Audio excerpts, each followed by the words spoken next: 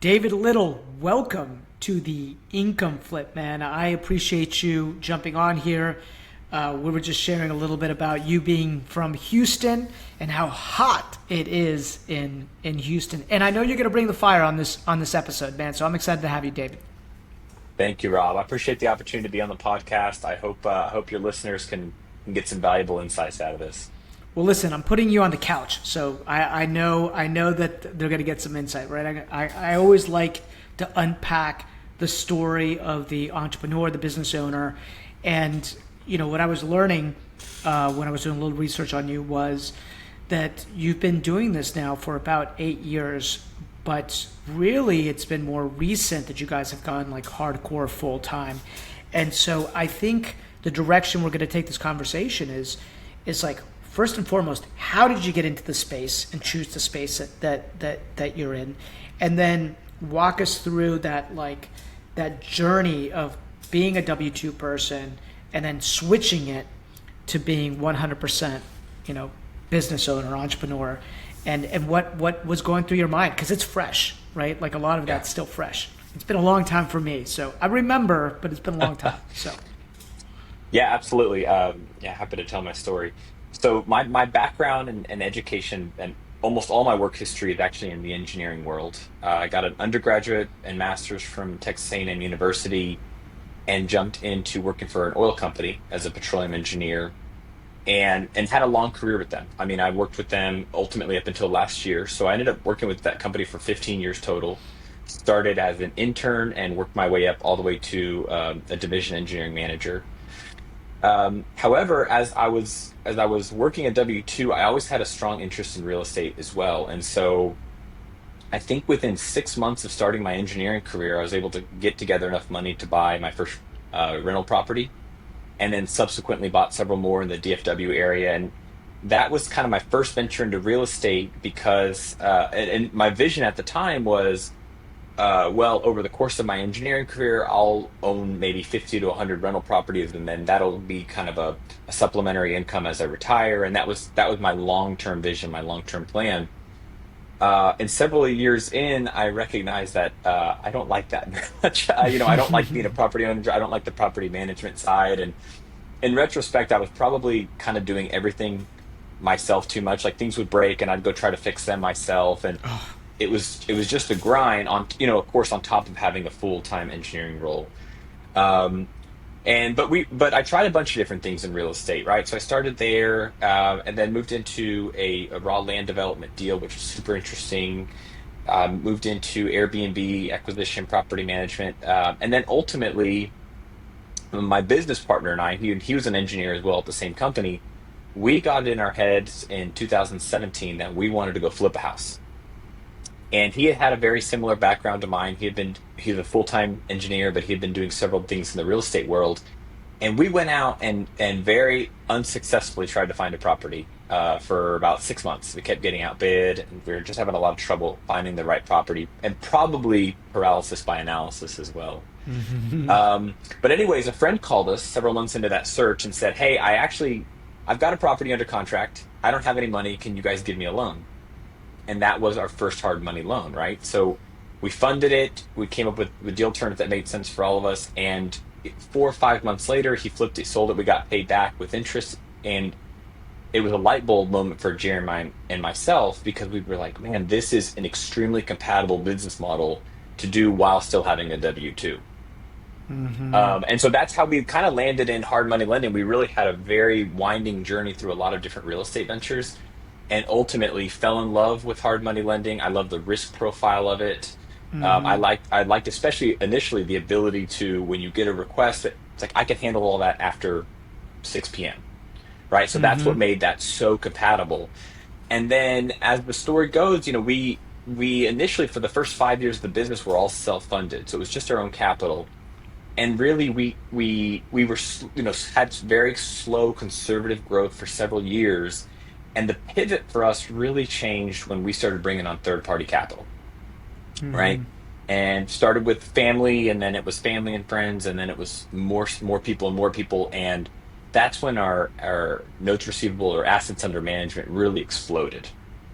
And of course, correspondingly so, the net income of the business to the point where in 2024, about a year ago, from just an income perspective, it made more sense to pursue Crown Capital Resources. Um, and let me be clear with the audience members, it wasn't really I needed the income. I needed that income guarantee because I've got a family, I've got to take care of them. I didn't have the luxury just to jump off and hope that it worked. But really, personally speaking, it was a realization that owning my own business and being able to kind of control and have autonomy over my own time is the thing that I was absolutely seeking the most, more than anything else. And ultimately, you're never going to get that with the W-2. No matter how good the Mhm. W-2 is, like you will never have autonomy over your own time. So once I had the personal realization of that, it was just a no-brainer to make the transition.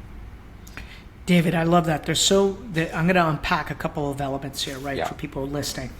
Um, I believe that when people start off, like we all have different personality types. We're wired differently. Some of us are more analytical in nature. Some of us might be more sales oriented in nature.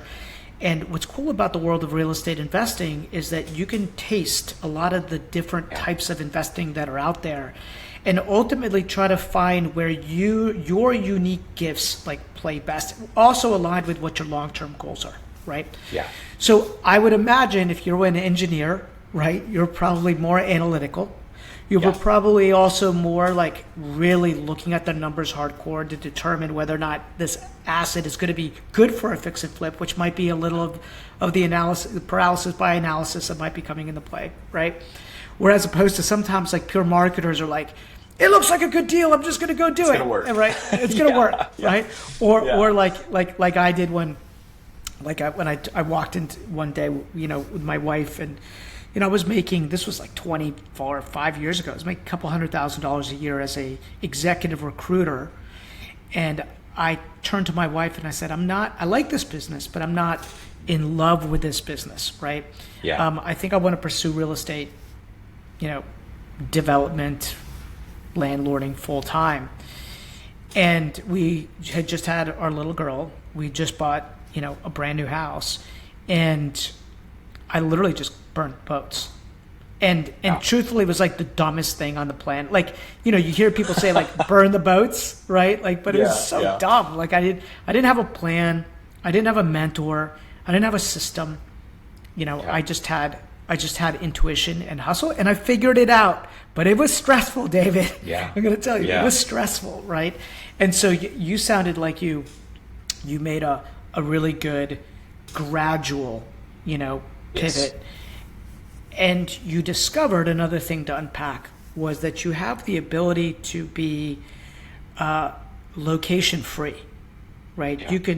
You can do this from anywhere, right, in the world when you think about it, Yeah. as long as you know your given market, right? So I Yeah. assume so that brings a question, right? Are you only lending in like the Houston area? Or are you guys moving outside of that? Have you gone into other markets? Or tell me a little bit about what your business looks like today. Yeah, we actually had to make a strategic decision when we set up our 506c income fund.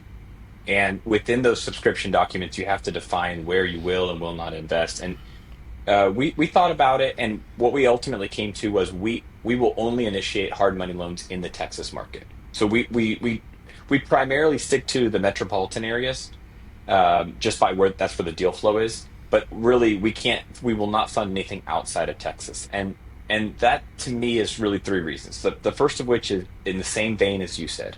Hey, it's where we live and where we grew up, right? We're familiar with these markets. The second thing about Texas is it's actually very lender friendly, right? So if we go down the foreclosure route, from demand letter to taking over the property can be as quick as 43 days in Texas, which is a huge departure from other states, as I'm sure you well know.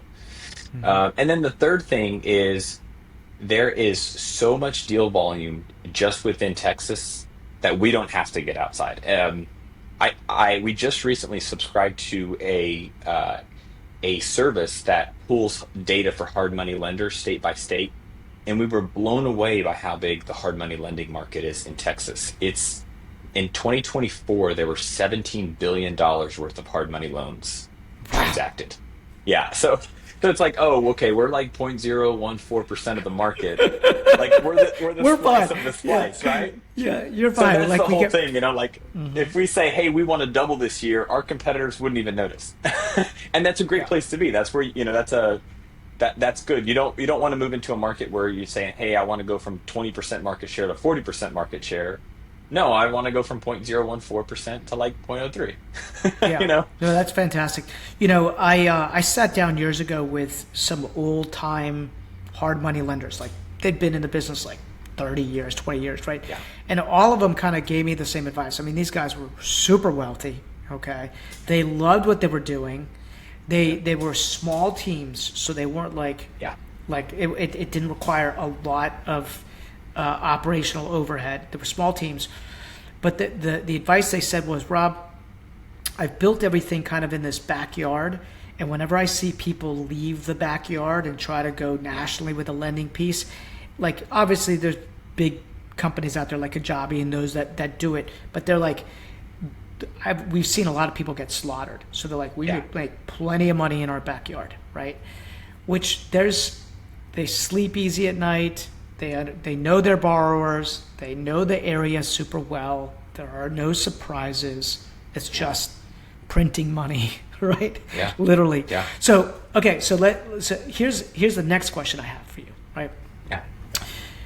Starting your fund was probably a mental leap that you had to take. I'm curious, right? Like, first it's your capital. You're like, listen, I'm going to risk my own capital, and like that is logical. It's like I'm gonna like I'll risk my own capital. I don't know what I'm doing, so I'm going to risk my Yes. own capital. If I mess up, like it's on me, right?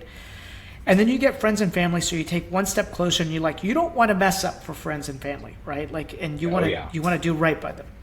But now taking complete strangers' money, right? Or Yeah. not complete strangers, right? Like you're raising capital. There's this level of obligation that you have Yeah. to take on. What was the mental kind of unlock for you? And did you go through any kind of thinking around that? Yeah. So I would say this, uh, the fiduciary duty that you take on when you move into a fund model is tremendous. Because you're exactly right. You are now managing other people's money that they worked hard, they spent hours of their life, time away from their family to create, and you're responsible for investing in that. And what we tell, and actually when we created the fund, obviously at the time we created the fund, which is about a year ago, we really hadn't tapped into third party people. It was really friends and family at that point still, and it's still to a large part is as well. But um, Jeremy and I decided to make a strategic decision and actually structure the fund such that in a very countercurrent method, right? So typically when you look at these fund structures, the top line revenue stream comes in, and then the first thing that gets taken out is management fee, right? The manager's got to get paid. And then you have business operating expenditures, miscellaneous expenditures, one-off expenditures. And then on the very bottom of the capital stack, you've got investors. And based on, the ethos that we wanted to continue to propagate now and into the future, we said we're going to take that fund structure and we're going to flip it on its head. Flip it. So that's what we did now. So that top line revenue comes in, and the first people that get paid are the investors. And after they're paid first and fully, we're able to take salaries, pay business operating expenditures, or hopefully down the road, Jeremy and I take owner distributions. But we're at the bottom of the capital stack, and so that's the big assurance that we give our investors. It's like, hey, if we have a blow up, if we have a foreclosure, or something happens, and we go lose $50,000, like guess what? Jeremy and I's distribution that quarter are $50,000 less. And within that same vein, we actually give our third party investors our financial disclosures, our entire P&L statement every quarter, and say, hey, top line revenue was this. Here was total investor payments. Here was the net distributions and operating expenditures for the company. And what they're seeing every time is, hey, after we've been paid, there's over 100% of cushion every single month that you guys are able to then use for other things, profit, things like that. But like if something blows up, that's a lot of margin to eat through. And so that's kind of, that. So I'll tell our investors when I'm out fundraising, it's like, my goal, me and Jeremy's goal when we created this fund was to align ourselves as tightly as we could with an incentive structure that said when you operate well, you stand to make a lot of money. But if you make a bad operating decision, like that's on you. And that's not going to hit our investors, that's going to hit us. So we're and it goes along, Jeremy and I are extremely conservative by nature. We are currently our loan to value on our entire portfolio is 60.4%. So it's they're very over collateralized loans, and in 8 years of operating history, we've only had one foreclosure. So we run a Fantastic, David. really tight ship, and yeah, and so like when things are going well, like you said, these businesses are extremely profitable. David, Um, uh, so my question for you is, um, I love well, one, I love that how you kind of put yourselves at the bottom of the capital stack. Was that yeah, something that your mentor taught you to do? Is that something that you and your partner decided, hey, this is just going to be the ethos of our business? Like, help me walk through yeah, that. it was something that Jeremy and I decided to do. Um, Okay. like just to be honest with you, my and within our fund, my mom is like the third biggest investor out of 80 plus people that we have in our fund. So it's like, hey, and Yeah, you're not Jeremy's going to let parents are mom up like lose money. That's like right. mom's not losing money. We're So going to lose money. Yeah, I love it. yeah, 100%. it's that right. Like it's like there's a lot of margin in this business, and when things are running well, like we're going to do well, and when things are running bad, like our investors are still going to do well, right? And so that's how we thought. And running a fund it's a trust business, and as soon as you break that trust, you know that's kind of the decline of the fund, right? So I would David, much rather have an entire quarter of zero profit than a single investor lose a dollar. 100%. I love that. Right. I love that. And I feel that from you, right? Sometimes I talk to people and I'm like, I don't feel that, but I feel Yeah, that. yeah. Like that's a very real thing, especially if you've got family in it. Like it's a very real thing. I Oh wouldn't yeah. want my mom and dad to lose a dime, right? It's I like, know. Yeah. right? That's right. Never, never. So what's been the biggest challenge in running this business? What have you found has been the biggest challenge? Was it, you know, building a business is a journey. A lot of Mhm. times it's an internal journey. It's a inside out journey. Yeah. And there's challenges along the way. Sometimes there's mistakes that you make. Sometimes there's like, you know, what I'm just curious, what's been the biggest challenge in building this business for you? Yeah. The challenge for us currently is we were lucky in the sense that we grew so slowly for so long. So we were able to kind of establish that foundational structure of the business, build in a lot of the automations and efficiencies. Some of the stuff that the main thing professionally that I'm struggling with right now is probably the letting go aspect. There's still a lot of things that Jeremy and myself are directly doing in the business that eventually, as we're continuing to grow, we need to, we need to delegate those tasks. I think at the juncture we're at in our business, where you go from an owner operator to more of an owner, it's always a hard thing to let go. And Jeremy and I are kind of working through that right now. But that's one really our big thematic goal for 2025.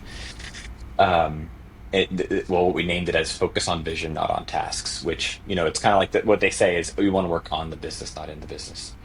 Yeah. Now, to answer your question on a personal side, the transition from going from kind of W-2 or this business being a side hustle to being a full-time business, like any business owner can tell you that if you want to work 120 hours a week, you can absolutely do so as a business owner. And and for me personally, it's the continually reminding myself like, hey, this needs to be a win from the family and for us as well. And to kind of limit myself to saying, hey, let's tackle the most important things in the business today, and then guess what? That to-do list will always be there tomorrow. And so it's just kind of being able to shut it off and not continually be working in the business, and then maybe just as importantly, not continually be thinking about the business, right? Like even when you're sitting there at the park with your kid and you're thinking, right, like, okay, well, what about this loan? And we're underwriting this.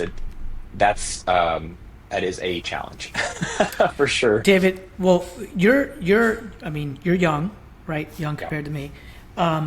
Where did you learn that? It took me getting my ass kicked be honest with you, a little bit to learn that lesson. Where my wife Yeah. one day was like, "Hey, you're here, but you're not here, right? Right. Yes, I've heard. Yeah. Your brain is somewhere else, right? Yeah. Where did you? I, Who taught you that? I, I feel like every spouse has that conversation with business owners. Because so my wife had that conversation with me in early 2024, and she said like, "Hey, you're working 40, 50 hours a week at your engineering job. You're working 30, 35 hours a week on your side hustle, and you got two young girls at home that need a lot of your time. Like, one of those three things has to change." Like, that's what you told me. Mm-hmm. And she was exactly right. And so for me, it was a huge positive transition leaving my engineering company, because I was able to release 40 hours of my life and get those back. And now her number one fear, and this is what she told me, and it was rightfully so, fear was, she said, "I feel like you're gonna release those 40 hours and then just add them back onto Crown Capital." And that was Mm-hmm. one of the promises that I made my spouse, my wife. I said, I will not do that. Like, I know I have the propensity to do that, and I read you loud and clear, I will not do that. And I've really tried to not do that. One of the visions in order to really learn how to delegate and build a business is to keep that very idea in mind and understand that, you know, when you take on those $20 an hour tasks, $30 an hour task, like, you're going to trade it to spend more time Yeah. with family, or you're going to trade it to spend, doing $2,000 an hour work so you can spend more time with family, right? That was my big realization when it came to letting go, was Yeah. I just need to be trading these things and focus in my zone of genius and spend quality time with the people that matter most in my life. And I think, as business owners and entrepreneurs, we have a disposition Yeah. to, I think a business is like another child, right? And it's a game. There's a game, and it's somewhat addicting. And so if you're not careful, that addiction, that business, Right. can take you, right? Can take everything Yeah. from you, right? So I think that is a good cautionary tale for those that are starting the business. And no, it's normal. Like, I think that's the other piece. Well, and let me, if I could, Rob, let me phrase it a different way. And this is what I tell Mhm. young entrepreneurs who are kind of starting something. When you're young, like, you likely don't have capital, you likely don't have expertise, and you have a lot of time. So being in that mindset of like, I'm going to go learn it myself, I'm going to go do it myself, I'm going to do all the operations. That's exactly right. That's exactly what you need to do. But then as you start creating a successful business, your dollar per hour time needs to be completely reevaluated, right? Because ideally you get to a point where it's like, well, okay, I now have capital and I now have expertise, but I have no time, but I'm still operating as if I have a lot of time. And so it's that mental shift of saying like, and there's a book about it as well, but like, the buy back your time, right? It's like truly Mhm. understanding what your time is worth. And for me, it's like, I have flexible hours, and we were thinking about painting the house here recently, or one of the exterior panels of the house. And my initial inclination was like, well, I'll go do that myself. And it's that sort of realization of like, well, how many hours is that going to take between me going and buying the paint, prepping everything, painting it, or like, I could just do another deal, like one more deal at work. And you get to a point where the answer is almost always like, no, I just got to really value my time once you get to a certain Mhm. point. But it's a transition, right? Because early on, like, you can't be in that mindset. You're not building, like, you're still young, you're grinding, you're getting to that place, but that transition has to happen eventually. Yeah, and like you said, there's always something to do in the business. Yes. Always. It never ends. It will always be there. So understanding that it's a marathon and not a sprint, and that this is just a game against you, right? Yeah. And that you don't have to worry about comparing yourself to somebody else. What matters is like the people that you impact that are closest to you, your family, like, they're the ones that Yeah. like care. I remember my wife saying, listen, like, we could have nothing. I don't care, right? Like, I need you, right? Yeah. And of course, Yeah. as a alpha male, you're like, yeah, but like, I need to go build this thing, right? And she's like, Yeah. it doesn't. She's like, that doesn't matter to me. That's not why I married you, right? Right. And I was like, okay. So Yeah. I think those are good things to learn. Okay, so balancing your time, giving up things, that's kind of the stage, that you're at. Um, Anything else? Were there any wake up calls? Were there any like, oh shit, I didn't do that well as a business owner and I learned my lesson and licked my wound from that mistake that we can learn from? Uh, we've been pretty lucky. I mean, in retrospect, you in retrospect we did some bad deals. But the reality is for the majority of life of the business, the real estate market has been in a bull market. Year over year price increases in the call it 6 to 10% range. And so, a market hides a lot of sins when the Oh market's yeah. going up and to the right. And so there are definitely some things we look back and we're like, man, that was a bad transaction. We shouldn't have funded that. But we've primarily been saved by the market. Now as the market's slowing down, we're really reeling back and trying to be a lot more conservative. So we haven't really had a lot of blow up moments in the business, luckily. But we try to be retrospective and say, hey, like how could that have gone wrong? And then the second thing is that there's a lot of things you do early on as a business owner where like I'm going to go search Google and do my own legal docs because I want to save a few $100s. It's little things like that you realize as you get older. It's like I can't believe I did that. Yeah. Oh, Um, 100%. 100%. yeah. Yeah. No, but Pay. we've been lucky. We haven't had a lot of blowups in the business. Okay. Well, this is an interesting question for you. Success leaves clues, right? You'll find that there is patterns that successful borrowers typically have with you, and there's Yeah. patterns that you ultimately start finding from people when they call you, when they contact you, when they want to do a loan, right? That that your spidey senses go off, and you say, Yeah. "Oh, this is one of those." What are some of those things that you've Yeah. discovered? So people who are nitpicking about small little fees or things like that on the term sheet, that generally calls into question for me like general liquidity concerns. Typically we say, hey, we want a 12-month prepaid insurance policy, and they're Scott, I just can't do that. That's going to be $2,500. And it's like, man, if you're concerned about a $2,500 insurance program, like how are you going to make $2,000 a month interest payments? So a lot of that comes from the liquidity side of our end. And then another thing from what I've seen is, well, two other things I'll say is just how responsive somebody is on the front end, right? Because theoretically, if you're starting those conversations and you're going to give somebody a loan, they are going to be the most responsive when they want the money. That their responsiveness will only drop off after the property's been funded. So I always love clients that I can get a hold of quickly. I'm always willing to work with them, but like the one prerequisite for me working with you is you're picking up the phone when I call. And then the third thing is lying. Lying, small lies beget big lies.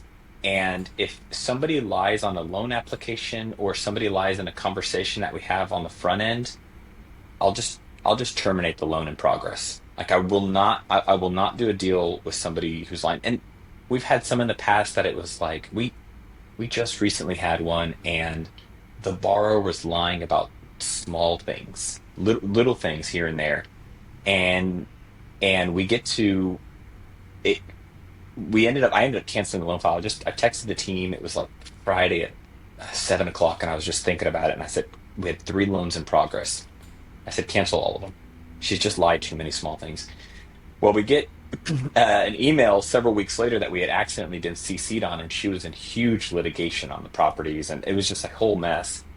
And I was like, man, that just reaffirms like, and there's a whole nother thing. Like there's a book called Gift of Fear, but it basically talks through how, you know, our sense, like that sixth sense that we have, like the spidey sense, like you talked about, it's been honed over tens of thousands of years. And when you get a feeling that something is just not quite right, and you can't quantify it, and you're trying to justify it, like the reality is you probably just need to listen to it. But so those are my criteria that I we look for now, and to me, it's like if somebody doesn't clear one of those things, like a deal can be really good on paper, but if something doesn't clear on those ends, it's just not worth transacting with the person. And you get to the point with the business as a business owner, and I'm sure you've reached this too, Rob, where like part of loving what you do is loving the people that you work with as well. And it's like over time, I want to cultivate a really strong, borrower base with people that are reliable. They're doing successful transactions. We're growing together. I don't want a revolving door of new investors who are trying to figure it out, who are not responsive. Growth with that foundational structure is just not worth it to me.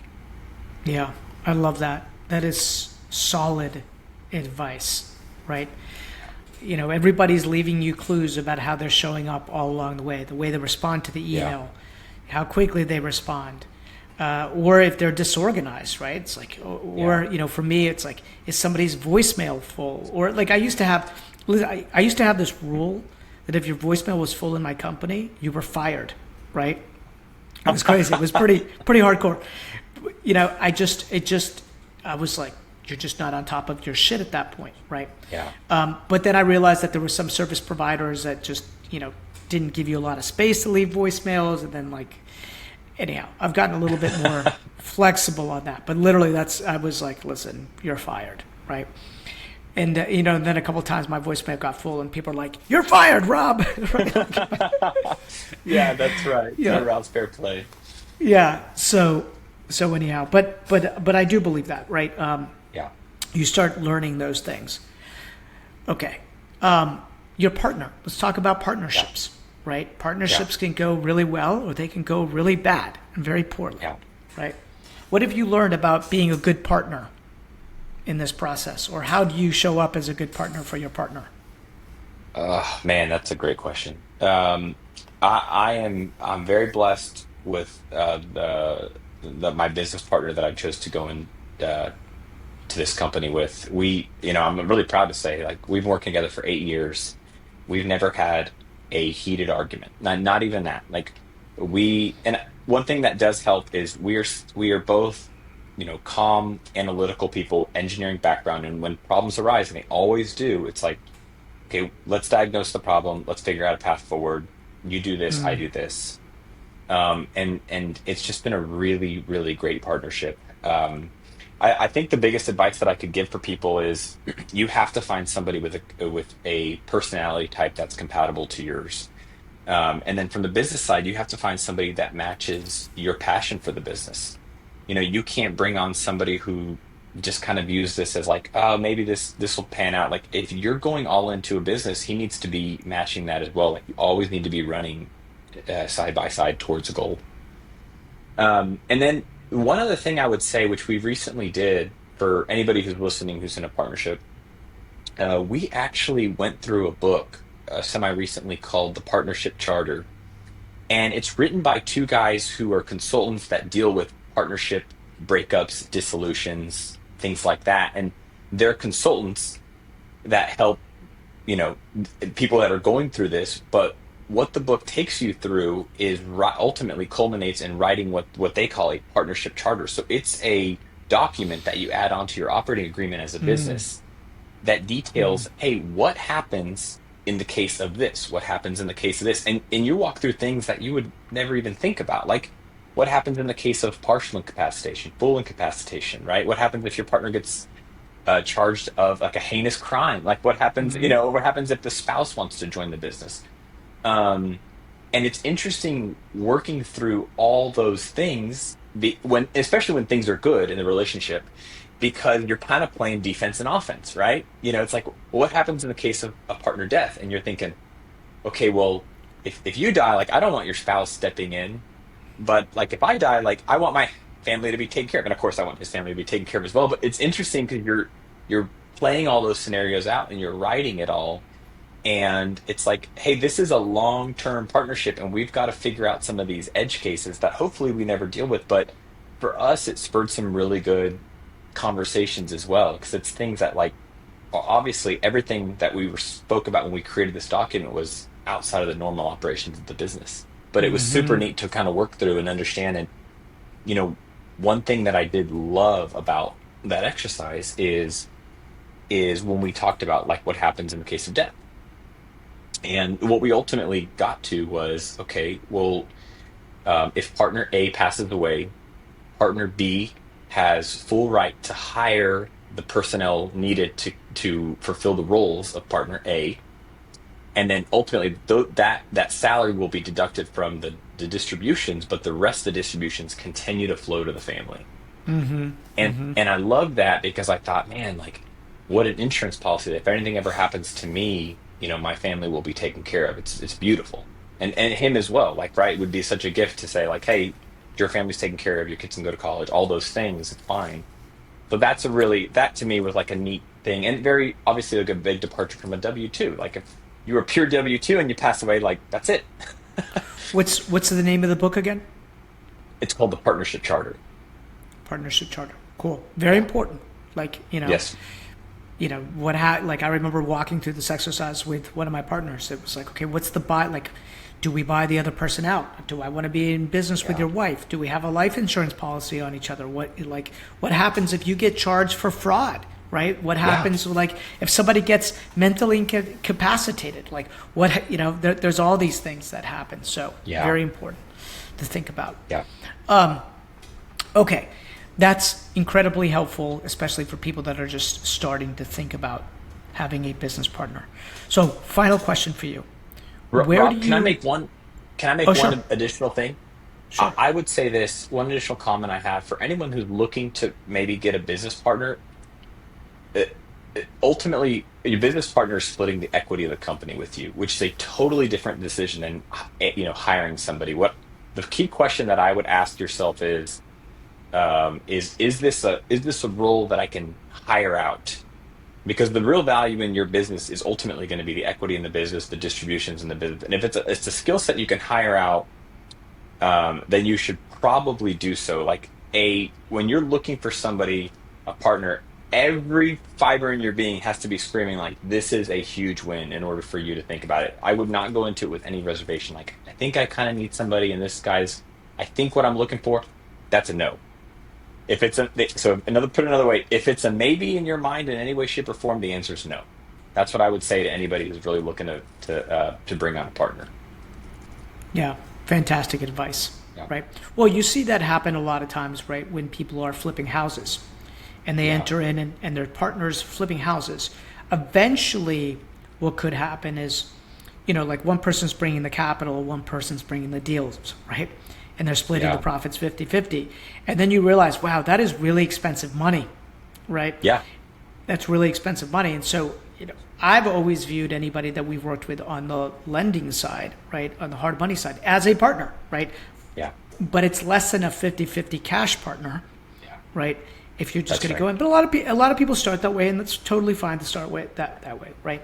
Just know, you may have to have a discussion with that partner at some point, depending on Yeah, who's doing what. exactly. Okay, Yeah. well, where do you want to take this, right? Like, if you could wave the magic wand, right? Is this a lifestyle business for you? Is this a build it, sell it to a larger company play? Like, what's the end game look like? Yeah. So ultimately, like, And you it's may it's a not know, really good David. question. Like, yeah, you Yeah. may So I not know. don't I You don't got know it. Like, today. I don't know today. I think for me, it's less about getting to a number. It's less about a financial drive that I have. Ultimately, the pivot that I had, like we talked about earlier, was realizing I want autonomy over my own time. And Crown Capital Resource is a incredible and vehicle for me to accomplish that end. And so for me, we are building it, we're aggressively growing all the things, but we are not building necessarily to sell. But I would say down the road, if we got an offer, like I always joke, like everything in my life except my wife and kids are for sale. Like, mm-hmm, so if we mm-hmm. got if we got an offer down the road that was a pretty wild offer, I would not be opposed to entertaining it. And ultimately, and this is where I got to earlier this year that Jeremy and I were thinking about selling versus keeping. What you, as a successful business owner and as the company's growing, you want to move yourself out of the day-to-day tasks. And you want to do that both because A, that's kind of you should do that as a business owner. You need to get out of the minutia of things, but also that actually does increase your marketability to one day sell. So whether we decide 100%. to keep this as a lifestyle business or kind of one day sell, the the steps that we're taking today are the same steps either way. Yeah. Really good So, book. Really good book. Very good story. It's like a story form book called Built to Sell that talks about okay. that, right? And it's just a tale of a marketing guy who's stressed out of his brain because his model isn't great, his cash flow isn't great.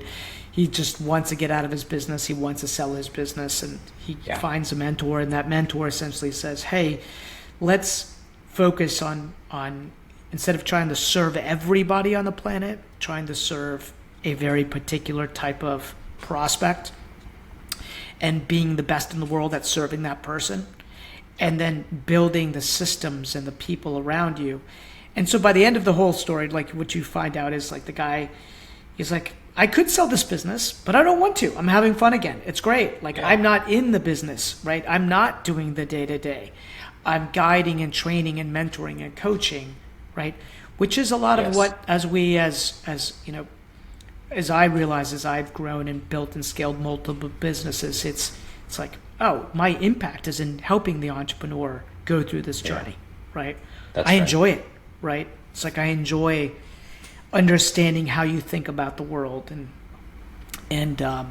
kudos to you guys, because it sounds like you built a great thing, David. Very cool. If people Yeah. wanted to reach out to you or find you, we'll put your Instagram handle and all that, but just Yeah. audio wise, how can they find you? Yeah, absolutely. So my personal business email is david at crowncapitalresources.com. And the website is just as follows, crowncapitalresources.com. Fantastic. Any question I didn't ask you, David? There's a lot of things I didn't ask you, but anything in particular that you're compelled to be like, Rob, I think your audience might find this valuable. Yeah, I would say that when you start in the real estate journey, I'm hoping a lot of the audience members are doing so because of, first and foremost, because of a passion for it, which is what it always was for me. It was never I want to do this real estate because I want to leave my engineering role. And what I would tell your audience members is the real estate market is incredibly broad.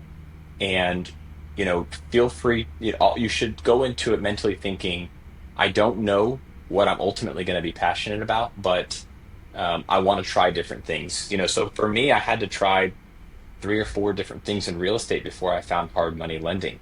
But there was even, as you know, Rob, I mean, there was 6, 7 different kind of income stream operation businesses that I could have made that I had never even had no exposure in, right? Yeah. And so, I mean, yeah, there's yeah, so many people, right? Like you could do storage, you could do Airbnbs, you could do yes, multifamily, you could do commercial, right? You could do units from 1 to 4, right? Or you could do like the bigger units, or you could do hard money, or you could do sub twos and creative and hard, like it's yes, just yeah, like on and on and on, right? yeah, yeah. So Ultimately, I would. you've said, well, I was going to Well, say, so David, to button that up, Rob, I would just say, like, for your audience members, just go into it and think, I don't know if this is going to be it, but I want to find my passion, and then spend 6 months, and then maybe pivot. When you're young, you've got a lot of time. Use that time and figure out what you're passionate about. Because if you can turn, I'm sure people hear, like, if you turn your passion to a business, it's the best case scenario. yeah, yeah, and your unique skill set is going to sometimes, and just like the Yeah, way you're wired, will determine like what you follow. that's right. Yeah, that's right. David, thank you so much for spending time with us on the Income Flip podcast, man. I appreciate your time, David. Thank you, Rob. Thanks for having me. My pleasure.